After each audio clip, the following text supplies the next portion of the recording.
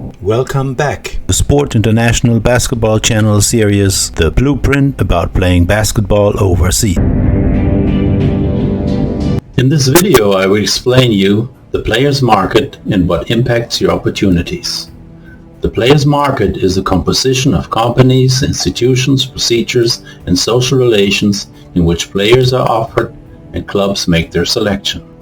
A surplus of players faces a very selective and demanding customer, which has a huge impact on salaries. It is a global established market with rules and regulations which operates 24 hours a day and often takes place electronically. The allocation of financial resources within this market is extremely differentiated.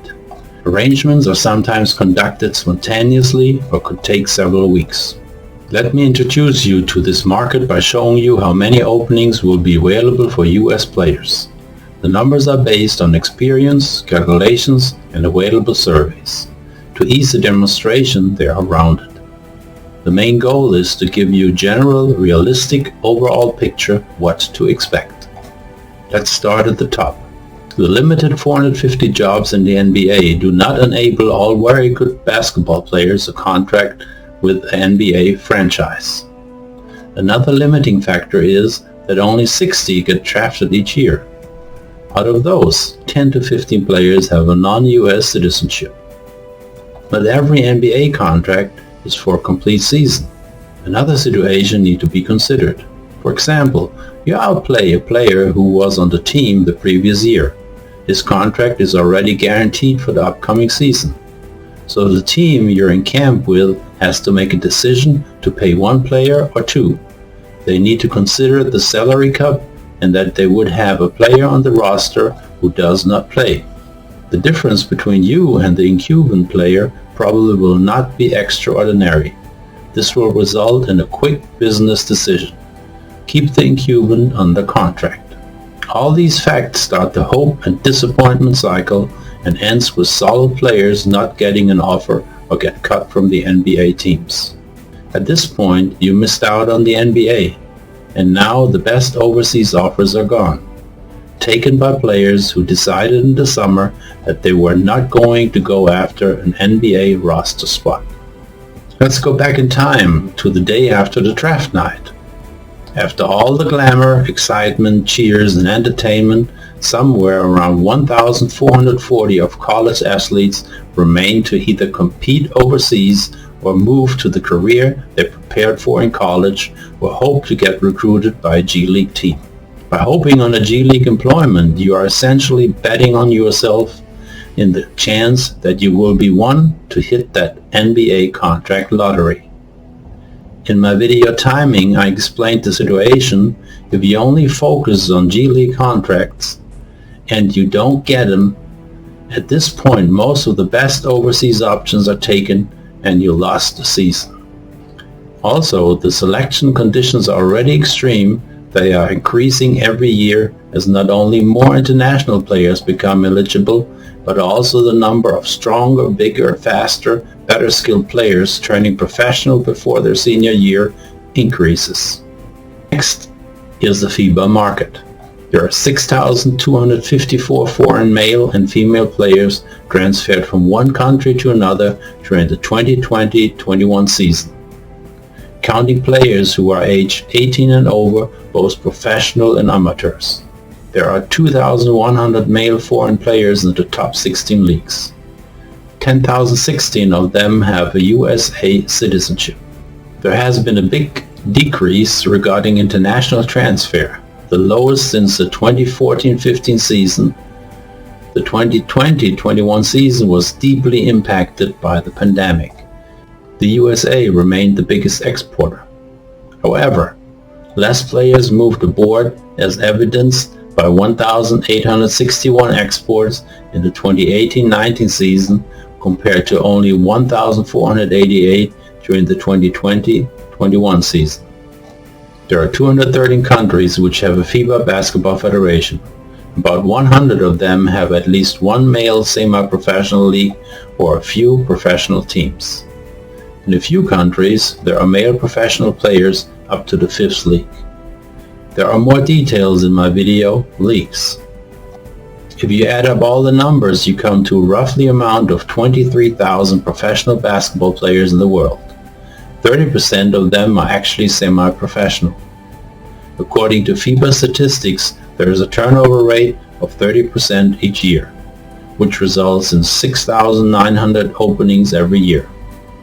About max 25 of the players have a US citizenship, which results in 1,725 openings for US players each year. By taking the FIBA transfer number and subtracting females and players staying in the United States, the bottom line shows about 830 openings worldwide for searching US male college players. The USA remains the most represented nationality in all European competitions, for both men and women. Europe is the far biggest market for players, with France leading, followed by Spain and Germany. After the NBA, the next competition level would be teams playing in the EuroLeague. As soon as the draft is over, the international teams are trying to get the very best players. They are going after those who just didn't make it, or who have a European experience, or even better, have a EU citizenship, or had already spent time in the NBA. It is very hard for pro rookies to be placed there. The NBA teams seeking to develop young players whose rights they own and they can trade or sell them. That's a differentiator. The EuroLeague is loaded with talent. About 25% of the players were NBA draft picks at some point or another, and many of them were blue-chip players at top college programs, or even played a few years in the NBA or G League. International top teams are looking for starting players who make their team better from the first game on. There is no interest in developing players. 84 EuroLeague players had a US citizenship in the 2021 season and 141 Champion League players.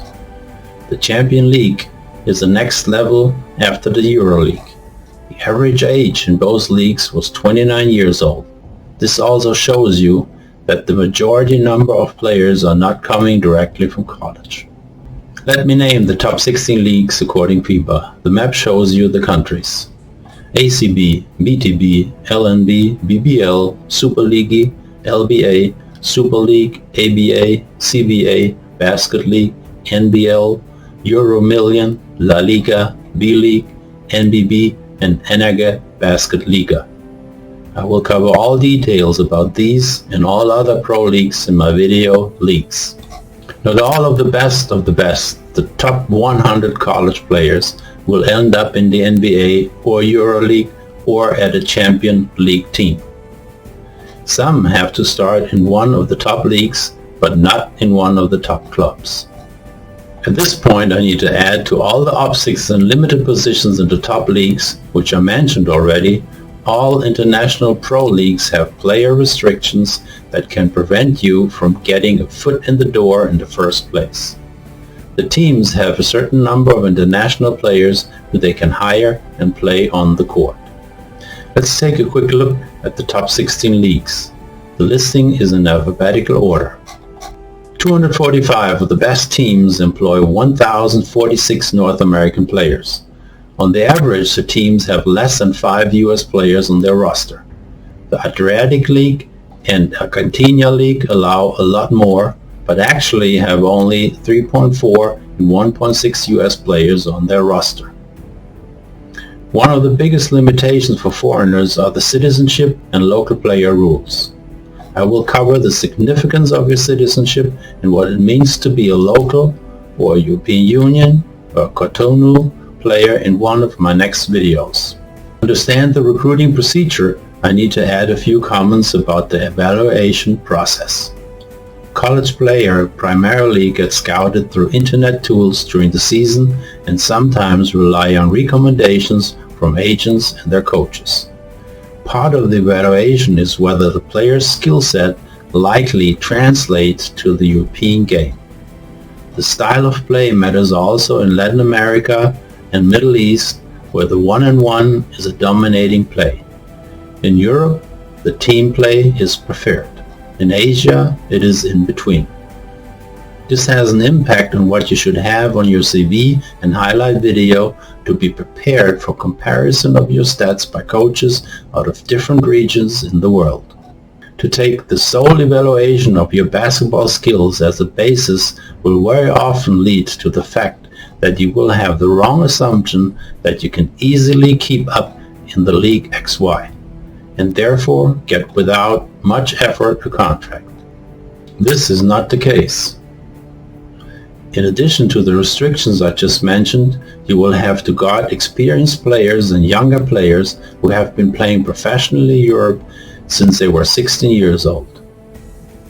You need to know that at the next level and every other following, for every opening, probably 100 to 200 players at least vying for that spot.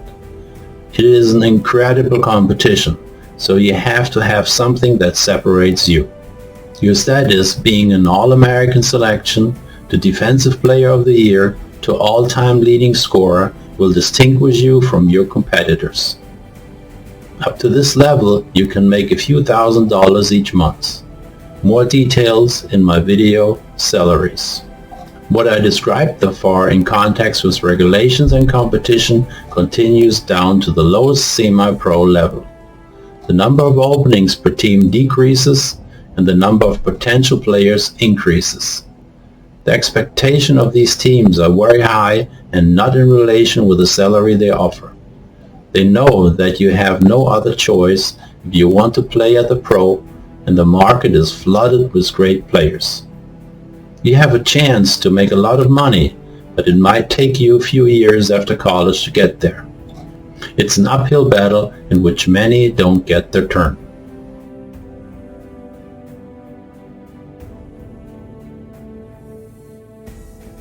If you are missing some information, please write a note in the below comment section. I will summarize these questions to subjects and prepare a question and answer video at the end of the series.